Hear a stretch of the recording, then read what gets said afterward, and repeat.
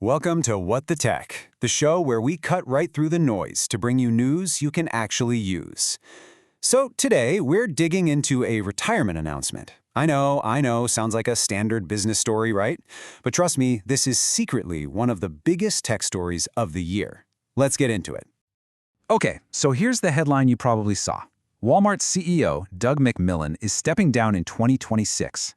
Now, this guy is a total company lifer. We're talking 40 years with the company, 12 of those as the top boss. But the real story, the one that matters to us, isn't just about a new person taking over the corner office.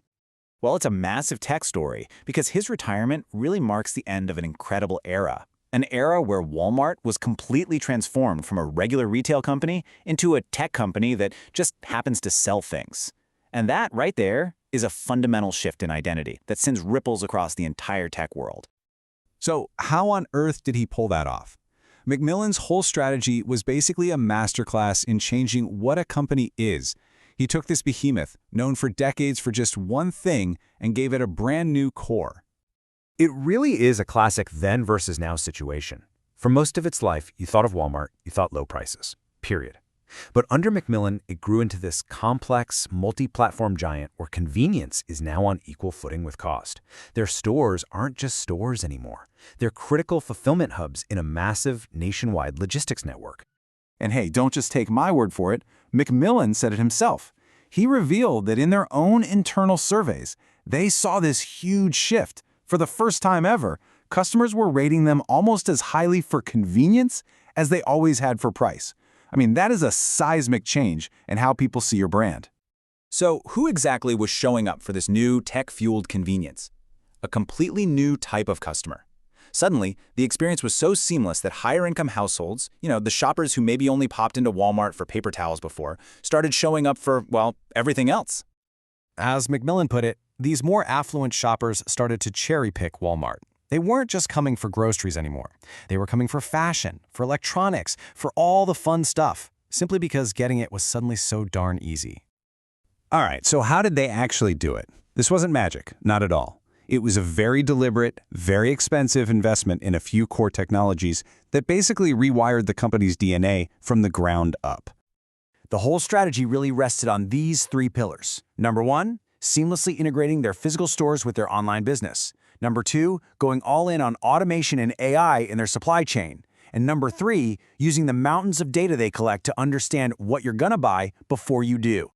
And in the real world, this is the tech behind the stuff we now totally take for granted.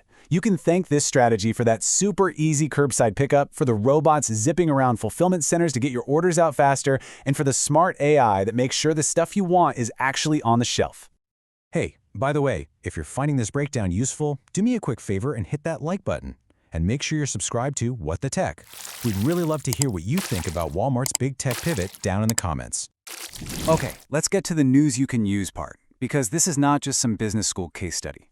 Walmart's tech-first strategy is basically a giant roadmap of opportunity, and it has some very real implications for your career or your company.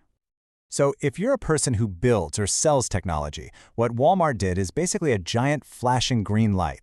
It signals massive sustained demand for things like warehouse robotics, last-mile delivery solutions, AI-powered merchandising tools, and better inventory forecasting. That's a huge market signal you can't ignore. And if you're a product manager or a data scientist, your skills are front and center right now. The ability to do advanced customer segmentation, to build personalization engines, and to create models that can track a customer all the way from an online ad to a curbside pickup. That is an incredibly valuable skill set in this new world. And listen, this isn't just an opportunity for big tech firms in Silicon Valley. This strategy actually creates real tangible opportunities at the local level. Just think about a place like Boone, Missouri, for example, which has a pretty big Walmart footprint.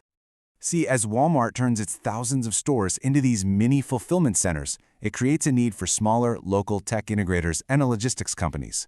Local firms can literally walk in and pitch small, measurable pilot programs directly to store managers for things like delivery routing or local inventory analytics. You can become a crucial piece of this new ecosystem. Of course, a massive transformation like this isn't all sunshine and rainbows. It comes with a whole new set of pretty serious challenges, and the next CEO is going to have to navigate them very, very carefully. First up, you've got constant pressure on your profit margins. All these convenient services, delivery, curbside, they're really expensive to operate. Then, all that automation creates huge shifts for the workforce and completely changes what they need from their suppliers. And on top of all that, you have the usual headaches like tariffs and inflation squeezing the supply chain. Juggling all of that, that's going to be the new CEO's #1 job. So when you boil it all down, Doug McMillon's departure really closes the book on a decade of intense work that created a clear, actionable blueprint. A blueprint for how to take a legacy brick-and-mortar retailer and turn it into a modern, tech-driven powerhouse. He proved that it could actually be done, and at a scale that's just mind-boggling. And that leaves us with one final big question to think about. Walmart has thrown down the gauntlet. They've set a new pace and proved this model works. So the question now is, who's next? Which other retail giant has the guts and the cash to follow this tech-first blueprint? We'll definitely be watching.